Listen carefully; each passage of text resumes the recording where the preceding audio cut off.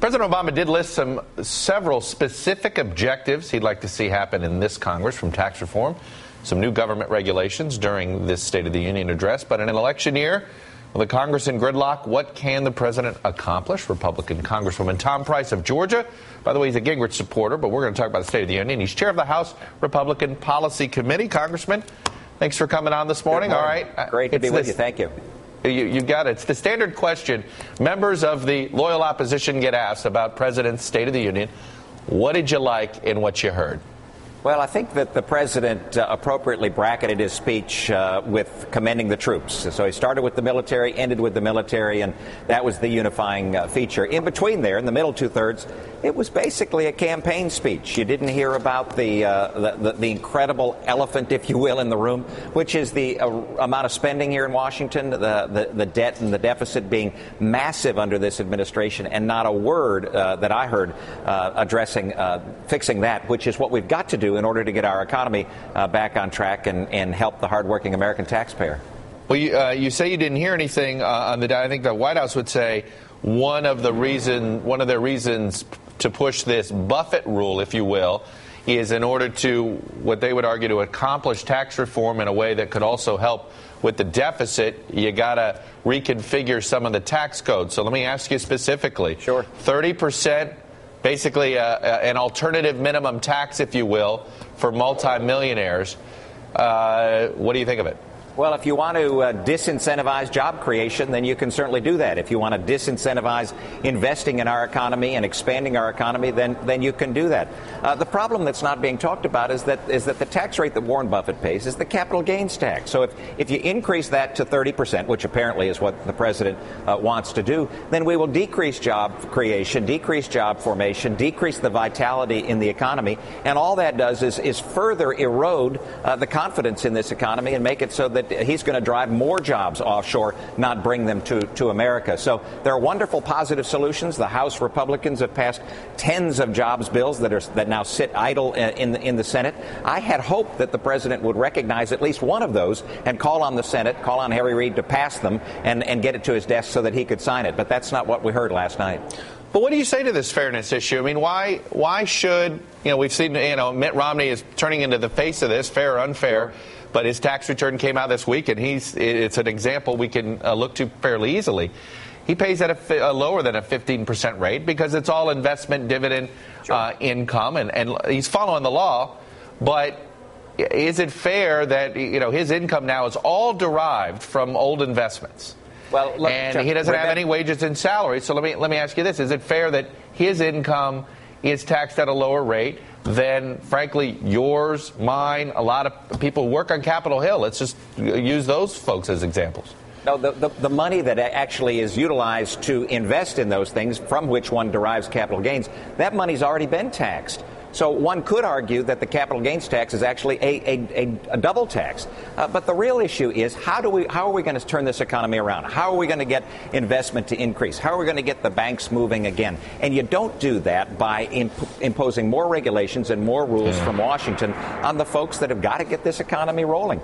President Obama's answer last night was what it always is, and that is that Washington knows best. We'll decide for you. We'll figure out whether a bank ought to loan money. We'll figure out whether you can get a student loan. We'll figure out whether or not you can create jobs in this country. We'll pick the winners and losers. Right. That's not the way to get this economy rolling. Well, let me ask you know that.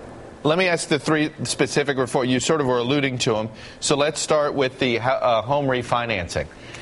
Given the difficulty that many homeowners have had of getting a loan, if the banks aren't going to do this, then at some point, don't you have to have government needs to step in and tell them, no, you've got to do this for people that have good credit. They do it now for the government. And he signed the executive order to deal with government-backed mortgages. But how else are you going to get these banks to move? Well, 2 points. One, that's one of the big problems that's occurring right now is that the government, through the FDIC, is actually telling banks not not to loan money. They're picking who can get money. That's wrong. Two, one of the big reasons we found ourselves in this housing crisis is because of the Community Reinvestment Act and other rules where the government was telling banks exactly who they could loan money to and who they must loan money to. So the last thing we need to do is to go back to the situation where the government is picking who can get a loan as opposed to the marketplace.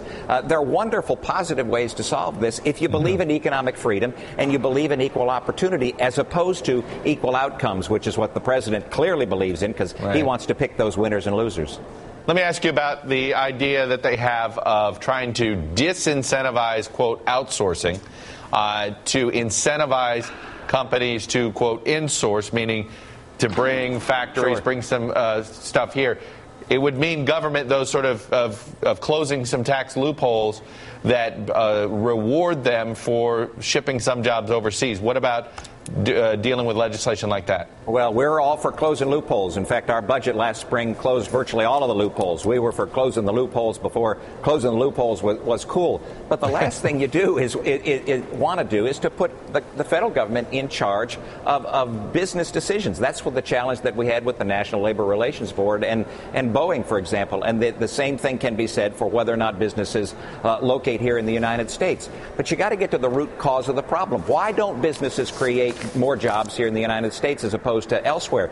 And it's the taxation level. The president alluded to it. We need to lower the corporate tax rates here. It's the regulatory oppression. The president talked about it, but in fact his administration has put in place more regulations and is more oppressive to business. And then it's the liability issue, the lawsuit abuse in this country. And the president addressed that last year in his State of the Union. I was hoping that we would hear about it this year. In fact, we didn't, which means it clearly is not a priority of the president.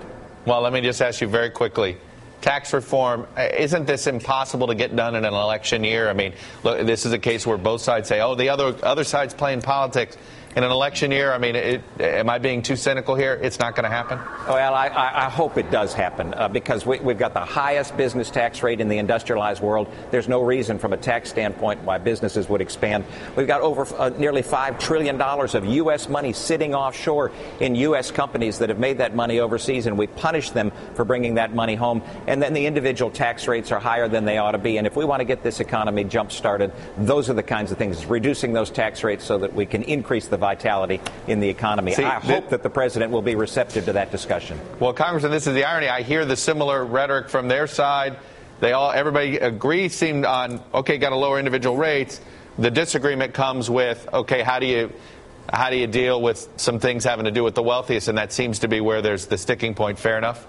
Well, it may be fair enough, but we've put a proposal on the table. Let's get a response. Let's have this discussion. That's what the American people want us to do here in Washington. Have the debate, have the discussion, then let's move forward with legislation and put forward positive policy instead of just spitting and shouting at each other.